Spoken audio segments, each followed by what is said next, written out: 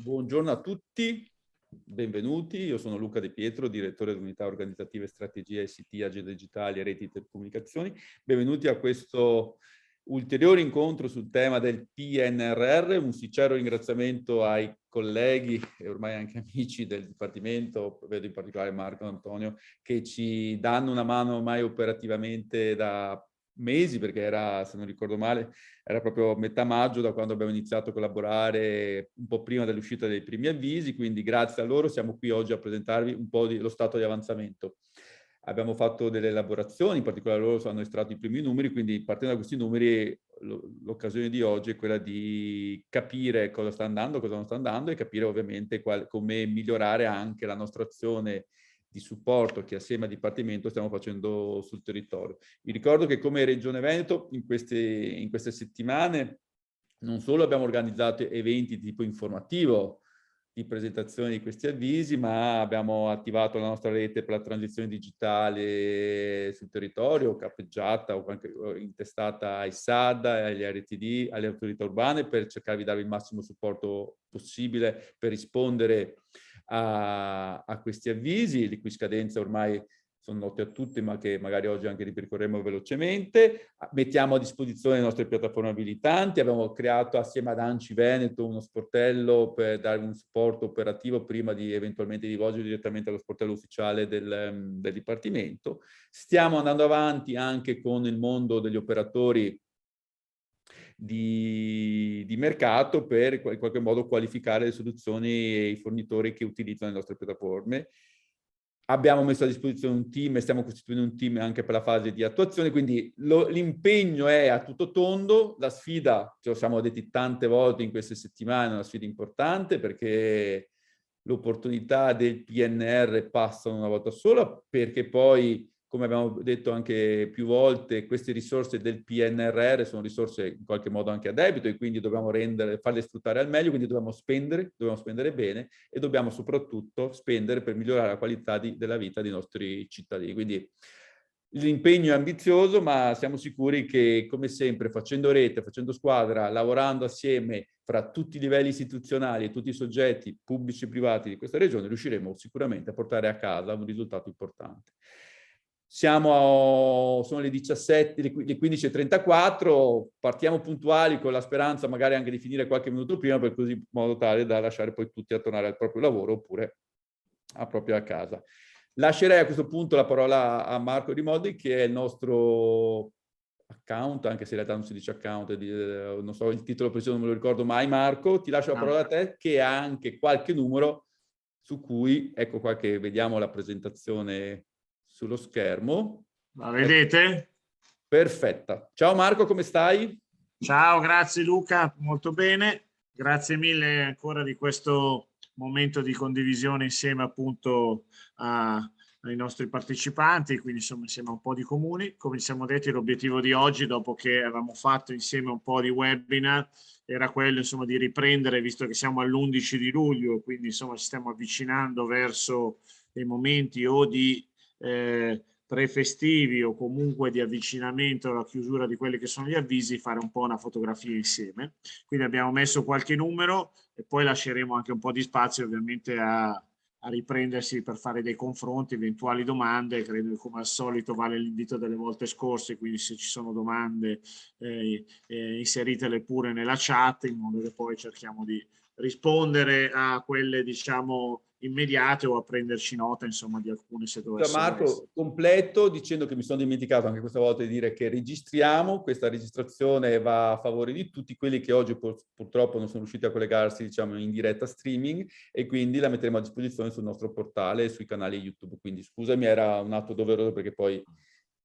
Prego. Hai fatto bene.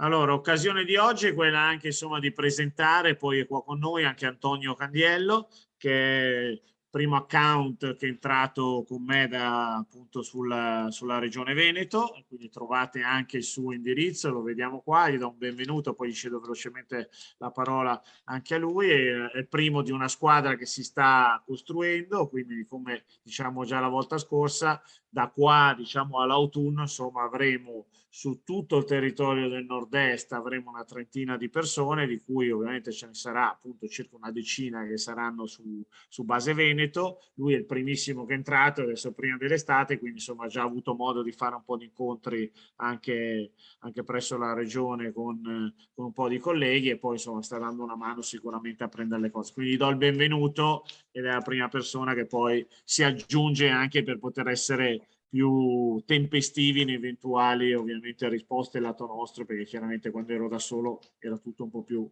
complicato in alcuni casi. Vuoi dire qualcosa, Antonio? No, grazie Marco. Beh, molti credo mi conoscano già, perché magari altre attività correlate a Regione Veneto, e sono a vostra disposizione, quindi i contatti ce l'avete, avete anche il mio numero di telefono, quindi molti di voi ce l'hanno già, e se no insomma mi contattate alla mail che vedete qui.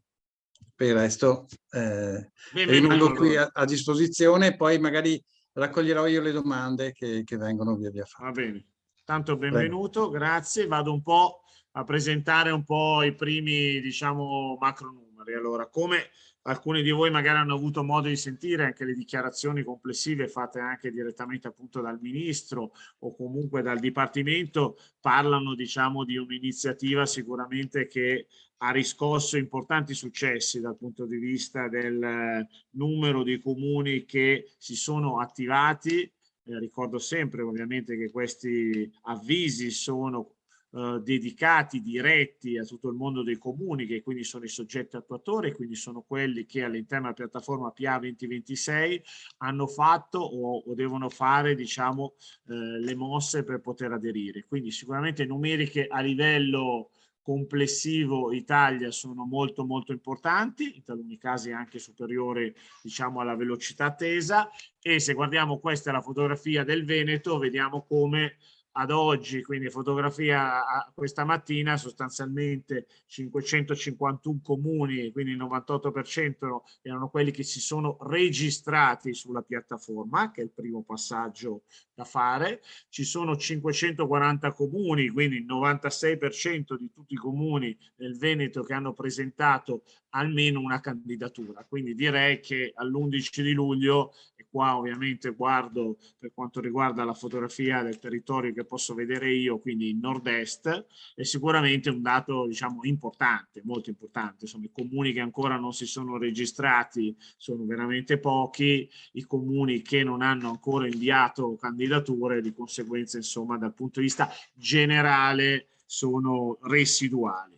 Poi è vero, lo vedremo meglio dopo, che questo numero ogni giorno che passa diventa, dal mio punto di vista, sempre meno rilevante, nel senso che poi il vero tema è guardare avviso per avviso e numero per numero, no? Perché poi alla fine è quello che diventa rilevante, non tanto quanti sono i comuni che hanno fatto almeno una candidatura. Un po' le varie fasi, cioè la fase 1 era quella di informare, essere sicuri che la maggior parte delle informazioni fossero conosciute, poter mettere a disposizione strumenti per i comuni per partecipare. La fase 2 sarà quella di entrare un po' più in verticale sugli avvisi e evidentemente su quelli che richiedono anche sviluppi tecnici un po' più particolari. Poi la fase 3, che inizierà poi a arrivare da dopo l'estate, ci accompagnerà per un periodo un po' più lungo, sarà con tutti gli enti istituzionali con cui stiamo collaborando e continueremo a collaborare, ovviamente seguire i progetti insieme ai soggetti attuatori, quindi assicurarci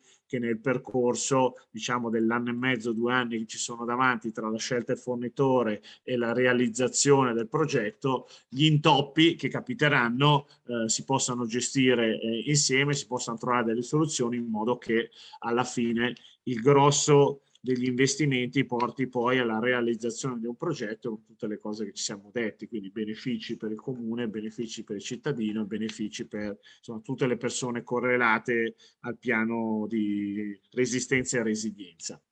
Un altro dato che abbiamo approfittato oggi per condividere è quello della classificazione dei dati. Classificazione dei dati che, ricordo, è propedeutica alla per rispondere agli avvisi del PNRR, quindi è un primo elemento da fare per poter andare avanti, ma non nasce all'interno del PNRR, è stato inserito all'interno della piattaforma PA 2026 per cercare di agevolare il più possibile anche il lavoro con una logica semplificata, però nasce dall'Agid, oggi che poi passerà a CN, per la classificazione di dati e servizi, ed è un'attività che tutti gli enti, oggi parliamo di comuni, però che tutti gli enti devono fare entro il 18 di luglio. Oggi siamo a 528 comuni, quindi siamo al 94%, che anche qua è un dato sicuramente buono, però siamo anche all'11 di luglio, quindi insomma mancano 7 giorni.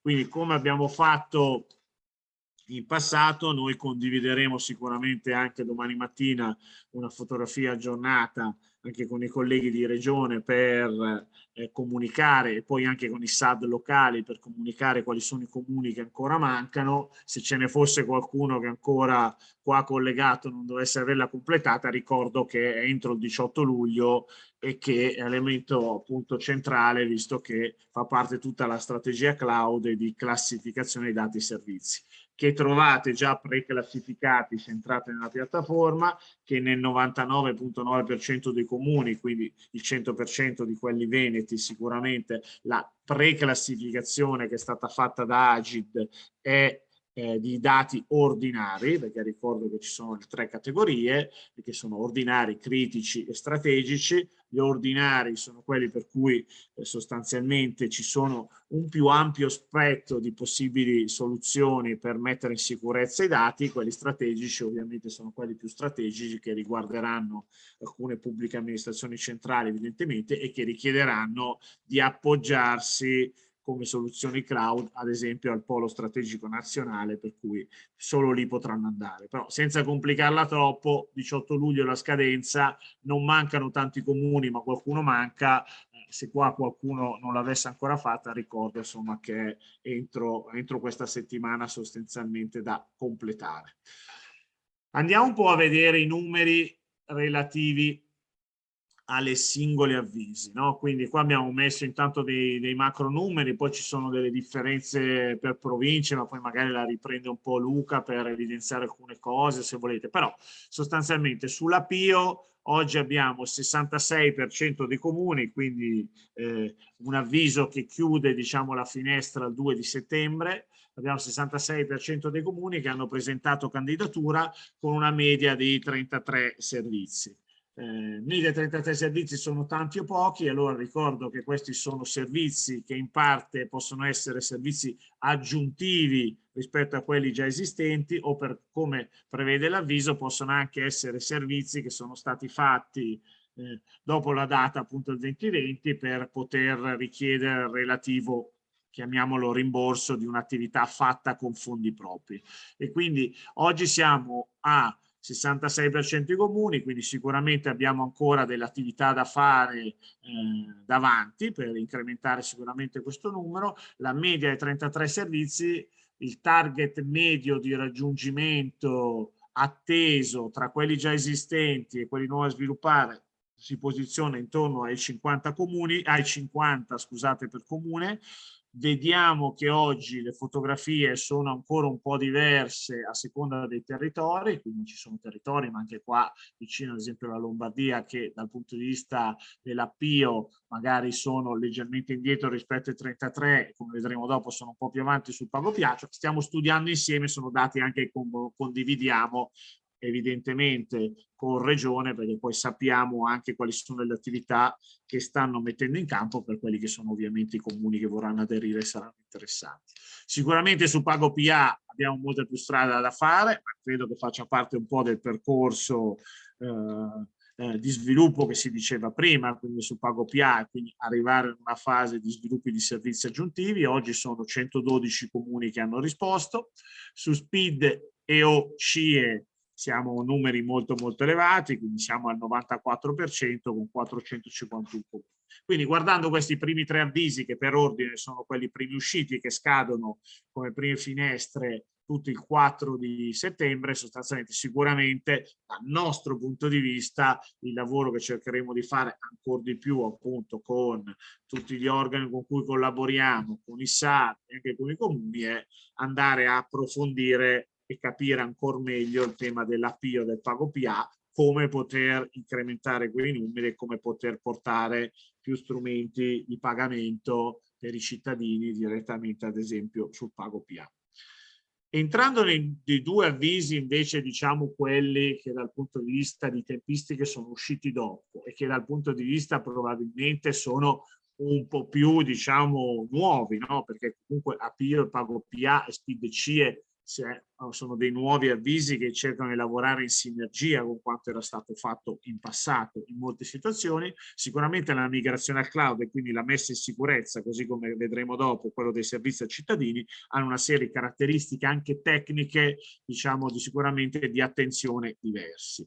Oggi sul cloud abbiamo raggiunto, per quanto riguarda la Regione Veneto, un numero che inizia a essere importante, perché comunque l'82% dei comuni, e non era così fino a 15 giorni fa, ha comunque presentato la propria candidatura, e quindi abbiamo insomma oltre 450 comuni che hanno presentato la candidatura per la migrazione al cloud. Le percentuali l'ho messo in questo caso, ma perché fa vedere anche il lavoro che noi dovremo fare. Sicuramente all'interno delle province sono un po' diverse le percentuali, quindi ci sono province che da questo punto di vista, ma per 1500 motivi, no? Per tutte le attività sono un po' più avanti dal punto di vista della risposta, e sono province che evidentemente sono, non dico indietro, ma si sono prese un tempo diverso, perché ricordo, almeno dal punto di vista centrale in questo percorso, che come abbiamo sempre cercato di dire, in particolare su alcuni avvisi, tra cui a mio avviso questo è sicuramente quello, non è una gara di 100 metri, è una maratona, è un percorso a costruire insieme, avendo ben consapevoli cosa significa fare una migrazione al cloud, scegliendo quali sono i servizi, scegliendo la modalità di migrazione, avendo i giusti confronti con tutti i fornitori che possono portarmi in questa soluzione, e quindi essere ben consapevoli di questo percorso. Quindi non è una corsa, abbiamo un target, una milestone, che poi è la prima europea, che però parliamo di marzo prossimo, e quindi abbiamo sicuramente del tempo davanti su questa cosa, però essere all'82%, se fatto come immagino, ovviamente, avendo conosciuto molti, dico la maggior parte, ma molti comuni sicuramente anche in Veneto con cui siamo confrontati, sicuramente una scelta consapevole, che però dovremo seguire insieme, insomma, un po' questo percorso. Situazione altrettanto interessante, seppur diversa, qua immagino che arriveranno ovviamente tante domande, è sull'esperienza cittadino, che ha visto a quasi il 90% dei comuni aver presentato candidatura, okay? Quindi 503 comuni, di questi 348 sono stati ammessi. La differenza qual è? La differenza è, come molti di voi sapranno, qua ho riportato proprio quello che è stato pubblicato, comunicato direttamente sul portale, che quindi in anticipo rispetto alle scadenze che erano previste, l'avviso ha esaurito quelle che erano le risorse che erano state stanziate, che ricordo erano 400 milioni, quindi insomma importi molto molto significativi. Però l'avviso, probabilmente per diciamo una sommità che poteva sembrare o può sembrare più semplice di altre cose, no? Aggiornare barra fare barra rifare il sito web, a cui aggiungere una serie di servizi che comunque poi hanno anche degli impatti sul back-end, quindi sulla revisione dei processi che i comuni devono fare. Quindi però una iniziale, diciamo, magari a interesse maggiore su questo fronte, sicuramente con degli importi di finanziamento importanti, sicuramente sul fatto che si era tutti un po' consapevoli, e l'avevamo anche condiviso in alcuni momenti, che su questo avviso sicuramente i fondi finanziati, pur essendo tanti, 400 milioni, non avrebbero permesso come altri di coprire l'80% dei comuni. Probabilmente c'è stata una corsa un po' più superiore rispetto a quella che si poteva immaginare, che sicuramente ha mostrato interesse. Il Dipartimento, come scritto e come dichiarato, insieme appunto ovviamente a tutta la Presidenza, è già al lavoro, sta già lavorando nelle settimane, anche in queste settimane, perché l'obiettivo è esattamente quello di rifinanziare questo avviso, quindi di andare oltre i 400 milioni che erano stati previsti, per permettere a un numero superiore ovviamente di quelli che sono oggi i comuni che sono riusciti a portare a casa il finanziamento. Oggi le tempistiche di questa, diciamo, molto probabile riapertura non ve le so dire, non ve le so ancora dire, così come anche l'importo del finanziamento. Io credo che sia un percorso, perché le attività che devono essere fatte sono non solo di trovare quelle risorse, ma anche di capire i modus migliori per poter spostare quelle risorse da una parte all'altra, magari anche all'interno dello stesso PNRR. E questo potrebbe riguardare anche una serie di passaggi istituzionali che non sono magari solo all'interno del Paese Italia, che richiedono dei confronti. Questo per dire cosa? Che probabilmente è un percorso che abbiamo davanti, probabilmente è un percorso per cui avremo una riapertura magari, diciamo, non a lunghissimo termine con una prima parte degli importi, poi magari si troverà il modo per finanziarli degli altri. Quello che nessuno vorrebbe fare in questo caso è quello di trovarsi in un click day, e quindi in un momento in cui in questo caso oltre 150 comuni che non sono stati ammessi nel Veneto, ma ci sono anche in Lombardia e in altre regioni con numeri anche lì importanti, poi debbano fare la corsa. Non ve lo so dire se è così. Dal mio punto di vista, però poi siamo anche qua per confrontarci, sicuramente i comuni che hanno comunque presentato candidatura e che l'hanno fatto scientemente, quindi lo dico anche qua in modo diretto, non ho fatto l'inserimento al volo solo per non perdere la corsa, ma ci ho ragionato, mi sono confrontato, ho capito quali sono i servizi, sono pronti, oggi sono pronti e quindi sono un passo avanti rispetto a tanti altri, perché il 90% dei comuni che ha presentato candidatura non è uguale in tutte le regioni, ci sono regioni che sono mosse molto più velocemente e sono regioni che invece sono in un'altra fase e quindi sono pronti dal mio punto di vista questi comuni non appena l'avviso verrà rifinanziato per ripresentare la loro candidatura e quindi dal mio punto di vista sono sicuramente un passo avanti. Così come, ma questo mio piccolo pensiero ovviamente però metta valore comune, ci sono comuni anche grandi fuori dal Veneto che non erano arrivati a presentare la candidatura. E la domanda classica è: cosa faccio a questo punto? Mi fermo o non mi fermo? Ma il mio piccolo suggerimento, io non ho ovviamente la sfera di cristallo, come ho detto prima, su quanti saranno i finanziamenti, se non l'impegno massimo che è stato trasferito a noi da parte di tutti i colleghi di Roma e da parte dello stesso direttamente ovviamente ministro, è quello di non fermarsi, perché comunque di continuare nell'analisi di quella che è la situazione per poter poi arrivare pronti al momento X su questa situazione. Io direi che le slide le ho terminate e tornerei, se riesco a uscire da qua, tornerei a vedervi per... Vedete ancora le slide? Sono sempre le slide, Marco. Interrompi condivisione. Eccoli qua. Perfetto. Quindi... Ma intanto grazie non solo per i numeri che hai dato, ma anche per la, come dire, anche la chiarezza e anche la franchezza con cui ci riporti anche le dinamiche, per esempio su quest'ultima azione dei servizi dove i fondi sono esauriti, ma sappiamo tutti, come anche per le notizie di stampa, come dicevi tu, che c'è un interesse dal ministro al capo dipartimento per recuperare ulteriori risorse e ovviamente provare veramente a soddisfare questa domanda che è stata, come hai sottolineato tu, sicuramente forse più forti di quella prevista per quanto riguarda i servizi al cittadino. Quindi speriamo effettivamente che queste risorse arrivino, che siano consistenti, che riescano a soddisfare tutti quelli, non solo i comuni che hanno già fatto una domanda, ma anche tutti quelli che dovranno ancora farla, perché se 503 hanno fatto domanda, su 563 vuol dire che ne abbiamo altri 60 eventualmente da aggiungere, ovviamente per il Veneto, ma un po' per tutta Italia, per permettere anche questa parte. Io comunque provo a tratteggiare un primo così, dai numeri che ci hai dato, mi sembra, ovviamente voi avete anche una visione sovraregionale, quindi sicuramente anche vedete altre dinamiche territoriali, I numeri che ci ha dato confermano un territorio con un forte fermento. Anche la parte cloud, con l'82% dei comuni che hanno già fatto domanda, mi sembra un dato estremamente positivo, mentre è relativamente facile per la parte speed, era quasi scontato. La parte cloud vuol dire che non solo c'è stata una volontà di rispondere, ma c'è anche probabilmente alla base una dinamica di progettualità che ovviamente tutto il sistema, dalla regione ai SAD, all'ANCI, alle autorità urbane, agli RTD, stanno mobilitando, alle imprese stesse, perché ogni comune di Veneto riesca in qualche modo a recuperare e a cogliere questa opportunità.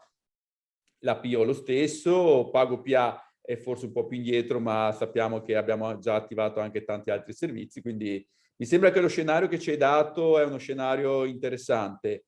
Ci confronteremo magari anche nei prossimi giorni assieme a te, come hai detto, per provare a recuperare, e per recuperare nel senso a sollecitare alcuni territori o alcune amministrazioni che magari sono un po' più lenti nella risposta, perché ovviamente per noi interessa come regione portare avanti il più possibile tutti a livello omogeneo. Quindi io sono contento dei numeri che hai dato, spero che anche voi siate contenti come Dipartimento della risposta del Veneto. Non entrerei poi magari nel dettaglio delle singole province perché poi magari poi non ha senso qui far pagelle o quant'altro, ma l'importante è cogliere che c'è una fortissima accelerazione, ovviamente la dinamica dell'1.4.1 è una dinamica molto particolare, ma quello che mi sorprende anche molto è la parte dei servizi cloud, perché avere già l'82% di comuni che hanno fatto domanda effettivamente non è poco. Con punte territoriali anche del 95% significa che effettivamente il territorio ha recepito, le imprese si sono attivate, i SAD hanno avuto un ruolo fondamentale assieme agli RTD, quindi siamo veramente molto contenti. Bene. Non so se c'è qualche domanda, chiedo ad Antonio Candiello che magari Sì, dà una mano. ci sono già 2 o 3 domande. Allora abbiamo la prima da parte di Lucia Pizzol, è un comune con circa 5.000 abitanti senza la dirigenza, e qui c'è una domanda un po' amministrativa che riguarda il RUP. È necessario che sia nominato formalmente il RUP con un atto, con delibera di giunta, determina o altro? E poi c'è una questione che riguarda l'affidamento di incarichi inferiori a 40.000 euro, e quindi si chiede se può procedere direttamente o deve far intervenire la SUA della provincia di Treviso.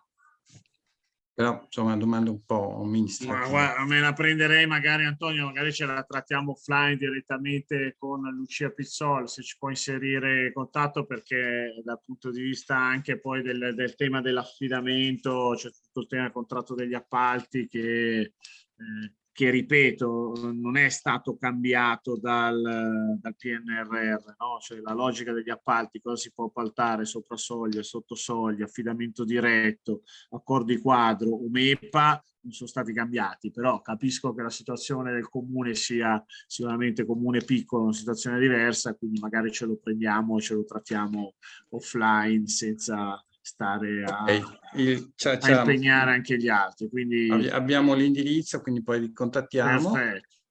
Passiamo alla prossima. E allora qui abbiamo Legnago, abbiamo Riccardo Prandi di Legnago che ci chiede se per la possibilità di rifare la domanda sul cloud, qui sembra intendere, e quindi se è necessario procedere con la domanda che avevamo già fatto.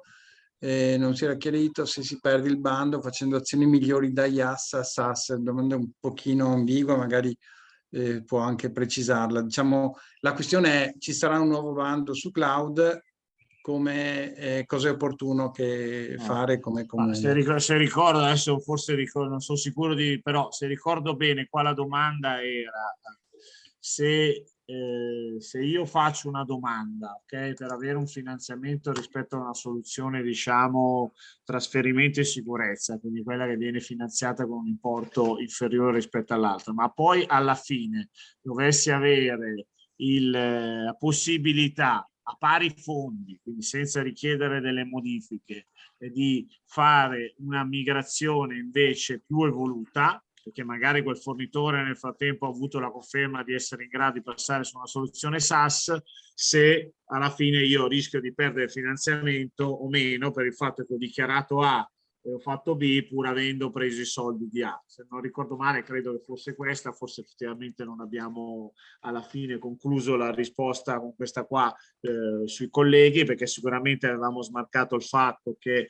alla fine evidentemente purtroppo non era possibile fare delle modifiche, diciamo, dal punto di vista del contrario, quindi avere più finanziamenti, dal punto di vista di questa soluzione qua, quindi io richiedo una cosa e concludo un'altra. Anche qua non abbiamo in questo momento la risposta, però ci prendiamo l'ignago su questa, anche queste lo chiudiamo, perché poi me lo sono sicuramente perso nei singoli giri, ma per sicurezza. Ho la mia opinione, però essendo poi cose meglio che la verifichiamo e la diamo. Quindi magari chiediamo anche all'Ignago se ci espone l'indirizzo di email, così poi lo contattiamo. E abbiamo quindi una successiva domanda che chiede se sono in previsioni uscite di altri bandi nel campo digitale, da Fiorenza Zanette. Allora sì, abbiamo dopo l'estate, allargo un po' la platea, dopo l'estate sicuramente avremo anche dei bandi che riguarderanno un po' il tema della sanità locale, poi avremo, si parla in autunno, però la tempistica precisa non ce l'ho ancora, di un paio di altri bandi, uno è lo sportello digitale unico che riguarda anche questo in casi comuni e quindi la possibilità insomma di avere un unico punto di accesso degli stessi dati, quindi condivisione su una serie di servizi, di la possibilità che il cittadino ottenga o fornisca solo una volta gli stessi dati. Poi ce n'è uno un po' più trasversale che riguarda, diciamo, in particolare alcuni atti giudiziari, che riguarda quello delle piattaforme delle notifiche, che quindi sarà un po' trasversale, ma che sarà sicuramente un impatto importante dal punto di vista delle notifiche di atti, quindi multe, tari, tanto per capirci su queste cose qua, quindi come posso notificarle, come posso avere uno sportello su questa parte qua. Questi sono quelli principali che riguardano. Poi ce ne sono degli altri che riguardano magari città metropolitane, che riguardano una serie di cose, però sicuramente dopo l'estate avremo ancora qualcosina. Così come io non escludo evidentemente per i numeri detti prima che ad esempio su PagoPA o su Appio, dove probabilmente a livello di fotografia complessiva non si è ancora a dove si vuole essere, dove si potrebbe essere, che poi dopo l'estate si valuti un po' quale possa essere la situazione, no? Perché alla fine se su quel fronte lì sicuramente ci sono degli spazi per poter aggiungere dei servizi che vanno a beneficio del comune dei cittadini, sicuramente sarà un punto in cui probabilmente magari ci saranno anche delle successive finestre, così come ma questo lo dico solo per condividere il modo di lavorare che si sta impostando, perché è appunto un modo di lavorare che deve seguire delle regole, perché ovviamente siamo all'interno della pubblica amministrazione, siamo al PNRR, ma che permette comunque anche un confronto costante tra territorio e centro su molte cose, no? Cioè, ne faccio un esempio, non lo so se finirà così, ma per dare un esempio delle cose che si discutono. Cioè, oggi noi abbiamo tutta una serie di comuni che magari hanno presentato 30 servizi su PagoPA. Abbiamo anche detto, e abbiamo chiarito anche sulla base della domanda che ha fatto prima un altro comune, quindi quel concetto è passato, che nel corso dell'avviso io non posso modificare, quindi se ho chiesto 30 devo fare, non posso fare né 32 né 29. Però poi nasce la domanda, dopo che avremo fatto il primo giro, magari un comune ha messo in conto di farne 30, ma si accorge che ne vuole aggiungere 5 con un ulteriore avviso, avremo la possibilità? No, è un confronto aperto, dipende se avremo i fondi, l'interesse c'è perché, ripeto, si vorrebbe arrivare a fare 50 avvisi e via dicendo, così come ci sono tutta una serie di confronti aperti che riguardano un po' meno la regione Veneto ma altre regioni, dove SPID e CIE, dove ci sono soggetti aggregatori che hanno fatto più aggregazione, quindi sono una serie di cose su cui ci si continua a confrontare e credo, almeno questo è il valore che posso vedere io, sicuramente il fatto di essere a contatto con voi non ancora quanto vorremmo, perché ripeto, la mia squadra di 30 persone non è ancora fatti 30 persone, lo sarà, però è poter avere feedback freschi dal territorio e poterli poi condividere con i colleghi, che sicuramente poi alcune cose si riesce a farle, altre richiedono più tempo. Insomma. Ok, e intanto mi perdono con Prandini, che ho chiamato prima Prandi, e che poi dice, ha confermato la risposta, è quella che, insomma, quindi diceva bene, poi magari lo contatteremo, ma era quello che cercavo di capire. Abbiamo una domanda invece da Barbara Vanin, che chiede di un bando pubblicato a Regione Veneto, digitalizzazione patrimonio culturale, avviso pubblico PNRR, anche in separata sede, vorrebbe notizie. Qui magari Luca sei tu che dai qualche risposta. Sì, non è un bando che seguiamo noi come direzione, che seguiamo la parte invece delle amministrazioni comunali, dei servizi, è un bando che segue la direzione dei beni culturali. Se ci fa sapere che tipo di richiesta ha, la proviamo a inoltrare poi direttamente ai colleghi della direzione beni e attività culturali. So che è uscito la settimana scorsa, mi sembra di aver visto, ma non conosco i dettagli. Ok, poi abbiamo una domanda da Maristella Lazzarini, che chiede se si è a conoscenza dei tempi di emissione del decreto di finanziamento, almeno per le domande ammesse nella prima finestra. Domanda molto frequente, no, in questo momento non lo sappiamo ancora, perché siamo al primo giro di decreti di finanziamento e quindi passaggi tra, in particolare tra la Corte dei Conti e un altro ente. Al primo giro, insomma, stanno chiedendo una serie di cose burocratiche più lunghe di quanto magari ci si poteva immaginare, quindi non c'è in questo momento una data precisa di quando arriveranno i primi finanziamenti. So che girava anche un'ipotesi che si aspettasse la chiusura degli avvisi, ma in realtà è proprio un filone di superare il primo giro di finanziamenti per trovare, diciamo, il modo più snello possibile anche per quelli successivi. Quindi a domanda di settimana scorsa non avevamo ancora una data, anche noi una volta a settimana abbiamo un allineamento, quindi al momento non ce l'ho. Dovessi sapere, ovviamente la condividerò e la condivideremo. Insomma. Ok, poi abbiamo Alberto Zan, che chiede se i comuni che hanno migrato al cloud prima di febbraio 2020 possono accedere ai fondi PNRR, perché lui ha avuto questa notizia, chiede conferma.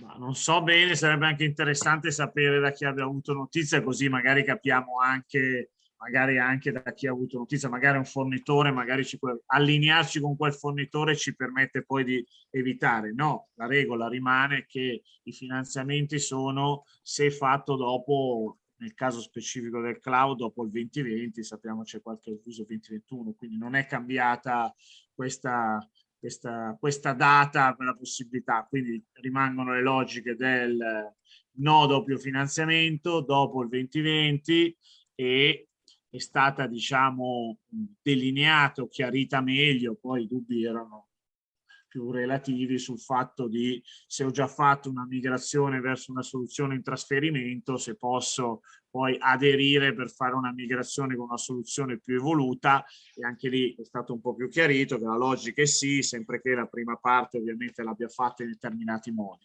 Ne approfitto che capisco che è un'attività dispendiosa, lo è per me che faccio questo tutti i giorni e non per voi che fate 1000 attività, però se una volta ogni tanto date un'occhiata sul portale PA 2026 nelle FAQ o anche nei chiarimenti, trovate un po' di risposte, perché ne approfitto, visto che poi scorrendo che c'era una domanda ad esempio sul sistema Regis, è stato proprio inserito anche lì all'interno dei chiarimenti il fatto che quanto richiesto per Regis per quanto riguarda la nostra parte di avvisi non, diciamo, non è richiesta la stessa attività, no? Perché sarà la piattaforma stessa a comunicare i relativi dati. Adesso vi metto proprio anche nella chat la domanda e la risposta che comunque trovate online. Poi capisco che sia dispendioso, però insomma, siccome ci sono parecchie informazioni, chiaramente ogni tanto conviene provare a dare un'occhiata. Insomma. Ok, e qui poi c'è una domanda di Stefano Mainardi che chiede se è possibile creare un meccanismo per cui i comuni che hanno già partecipato a un bando ma siano stati esclusi per mancanza di fondi, possono avere la priorità rispetto a chi non ha partecipato. Qui il riferimento probabilmente è chiaro. No, l'141. al momento è stato esclusa, seppur la logica può essere condivisibile, è stata esclusa proprio perché sono comunque degli avvisi con un determinato plafond e con delle regole che erano ordine cronologico fino al raggiungimento di quegli avvisi, fino al raggiungimento di quel fondo di finanziamento. Quindi si tratterebbe dal punto di vista di gestire in modo diverso un avviso pubblico che aveva delle regole chiare. Quindi al momento, ma per dire, voglio dire, non è stata trovata e quindi al momento si richiederà di risottoporre la candidatura. Ecco, poi abbiamo la domanda a cui hai già risposto sul sistema Regis di Giuseppina Carbignato, quindi è un no. Ecco, ho inserito in chat comunque l'estratto da proprio... Perfetto. E poi abbiamo ufficiale. invece Giuseppe Guzzonato che fa una domanda molto lunga relativamente all'avviso 143 per Apio. Si chiede quando si intende concluso un servizio. Nel bando è scritto quando sia visibile il singolo servizio in app, ma questo vuol dire che dovrà essere creato un nuovo servizio lato Io Italia enti locali, creando una situazione secondo Guzzonato assurda, che se soddisfatto completamente i servizi previsti nell'avviso avrò 50 nuovi servizi lato Io Italia enti, c'è un'ambiguità di servizi avvio. Sarebbe chiedere la possibilità di pubblicare avvisi APIO in modo aggregato lato APIO. Non ho del tutto chiara la domanda, non so se tu hai capito meglio, Marco. Perché... Ho una deduzione, però non ho chiarezza, nel senso che la vecchia logica, diciamo che in parte coperta quando c'era col fondo innovazione, era più spinta verso l'aggregazione dei servizi, che oggi in realtà tu puoi, mondo tributi, che era aggregato, se tu vai oggi lo puoi spaccare tendenzialmente secondo le tassonomie, però anche qua non essendo sicuro, però mi segnerei o il nome o poi se ci mette inserire i contatti direttamente, per così lo contattiamo e capiamo meglio, perché sennò provo a rispondere ma non sono sicuro di aver capito fino in fondo qual è il dubbio. Ok. Allora, ci ha messo il nome della società che credo Sì. che abbia dato quell'informazione, giusto? Ok. Sì. C'è un'ultima domanda sulla connettività, è proprio l'ultima in chat. E se per il cloud sono ammissibili le spese... adesso c'è un'altra. Se sono ammissibili per il cloud le spese di ampliamento della banda di connettività? No. No. E prossima domanda, il Comune di Concordia, Sagittaria, non ha partecipato al bando cloud in quanto aveva aderito al SAD di Venezia per la migrazione delle infrastrutture di sicurezza in cloud e non può chiedere la migrazione in SaaS di alcuni servizi oggetto di suddetta migrazione. Chiede conferma Domenico Moliner. Non ha partecipato al bando in quanto comunicato nel conto di Regione Maggio, avendo aderito al SAD di Venezia per la migrazione di infrastrutture di sicurezza in cloud, non può chiedere la migrazione in SaaS per alcuni servizi oggetto della suddetta migrazione. È confermata. Tu Luca è più chiaro qual è la situazione? Guarda, io provo a rispondere così, ma magari ci facciamo scrivere poi nel dettaglio. C'è un divieto assoluto, generale, in particolare per il PNR, ma un divieto di prendere 2 volte lo stesso finanziamento, di usare 2 volte un finanziamento pubblico per fare la stessa cosa. Quindi se lui ha già migrato alcuni servizi in modalità SaaS col SAD, ovviamente non può farlo. Ma immagino che siccome la lista dei servizi da migrare era molto lunga, prevista nel bando PNR, forse potrebbe trovarne altri. Questa è l'interpretazione che do io.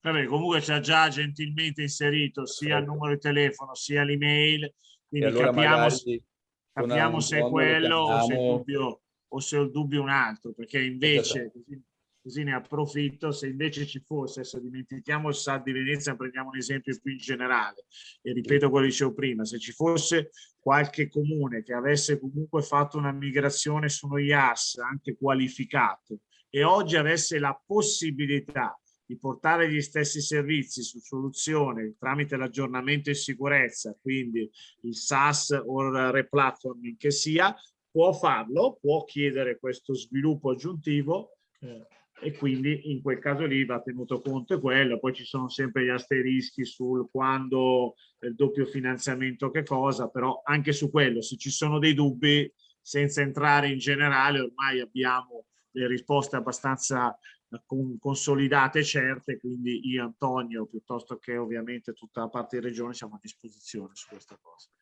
E poi viene chiesto di nuovo sempre la questione della rendicontazione contabile. Scusa, non ho sentito, perdona. Sempre la questione della rendicontazione contabile. Sì, no, non è cambiato. Se rendicontazione contabile intendiamo rendicontazione di dettaglio, no, non è cambiato. La nostra è una logica forfettaria o lump sum chiamata nel gergo, che raggiunge il raggiungimento degli obiettivi e che quindi al dichiaramento del raggiungimento dell'obiettivo poi erogolerà. Non ci sarà un controllo su quelle o una richiesta di rendicontazione di dettaglio, ci saranno evidentemente dei controlli più o meno strutturati sul raggiungimento di quegli obiettivi. Alcuni sono già scritti come pago PA, ci deve essere la transazione almeno forfettaria, fittizia o vera a seconda dei momenti, su altri invece però non ci sarà, non è a progetto, quindi non dovranno essere forniti, quindi le solite tematiche di sospeso di meno, speso di più, poi quello è il finanziamento. Ecco, ci chiede invece Silvia Rosso, ok, quindi in Regis dice saranno le amministrazioni centrali a cui, che creeranno i progetti in cui poi procederanno i soggetti attuatori a rendicontare i lavori? Io non ho capito bene la domanda. Perché dice probabilmente, no, quindi in Regis non lo mettono le amministrazioni locali, allora, però le centrali li mettono. Ma allora mettono loro le informazioni, ma io credo che, vabbè, rispondi tu magari, probabilmente no. Saranno le amministrazioni centrali a creare i progetti su cui provveranno a rendicontare i lavori. Io rilego la domanda che ho messo su prima con domanda e risposta. Anche per gli avvisi di PA Digitale 2026 occorre registrarsi ed effettuare la rendicontazione attraverso la piattaforma Regis? La risposta formale del mio Dipartimento Unità Amministrativa è: per quanto riguarda di competenza del Dipartimento, i soggetti attuatori, quindi i comuni di cui stiamo parlando, degli avvisi, non devono alimentare il sistema informatico Regis, in quanto sarà la piattaforma stessa a comunicare con il suddetto sistema informatico. Quindi finalmente un sistema di interoperabilità. Sì, funziona, hai visto? Una volta sola, one solid. Però non ho capito se la domanda era perché non era chiaro quello o perché da Silvia c'è qualche dubbio ulteriore. Però Silvia, scrivici, i nostri numeri ce li hai, cioè i nostri email ce l'hai e ti ricontattiamo. Oppure lascia qua i riferimenti in posta. Ok, tutto chiaro adesso. Okay. No? Bene. Bene. No, c'è un'altra domanda o siamo alla... No, finite. È anche con grande soddisfazione che dopo, all'inizio eravamo sommersi, dovevamo sempre rincorrere, oggi siamo anche riusciti a gestire le domande, il che vuol dire che effettivamente uno dei risultati abbiamo ottenuti. Abbiamo fatto cultura sul PNR e sui bandi dei servizi digitali. Questo in qualche modo ci deve essere riconosciuto, perché ormai ci sta. Poi speriamo di essere, ma siamo sicuramente contenti perché i numeri delle risposte sono positivi e adesso inizia la vera sfida a portare a casa i risultati. Però questa prima fase di risposta è estremamente positiva. Ovviamente sottolineo quel punto sulla call sui servizi 1.4.1, noi per primi come regione continueremo a fare pressione sia in conferenza Stato-Regione sia direttamente col Dipartimento, perché abbiamo tutto l'interesse per estendere il finanziamento e poter portare più comuni possibili anche a ottenere le risorse di questa azione specifica. Se non ci sono altre questioni io procederei anche a... forse c'è una domanda? Ma proprio sì, una al volo. Che viene chiesto se... fine mese o dopo agosto? Ma ha risposto prima Marco che non lo sa. E quando Marco dice che non lo sa... non lo so. Portiamo pazienza. Perfetto. Ciao Tommaso. Va bene. Grazie a tutti, grazie a Marco, Antonio per la loro grazie Luca. Ringrazio anche Federica, Veronica, Giovanni, Lena, tutte le persone che ci danno sempre una mano per costruire questi webinar che seppur brevi, seppur digitali, hanno alle spalle un lavoro di comunicazione, organizzazione e gestione non banale, quindi ci teniamo contatti per i nostri canali consueti e ci vediamo prossimamente con i prossimi aggiornamenti anche dal punto di vista della fase successiva, cioè l'attuazione di queste iniziative. Quindi grazie a tutti per averci seguito, di nuovo grazie a Marco e ad Antonio. Grazie mille anche a te. Buona serata. Ciao, buon lavoro. Ciao. Ciao.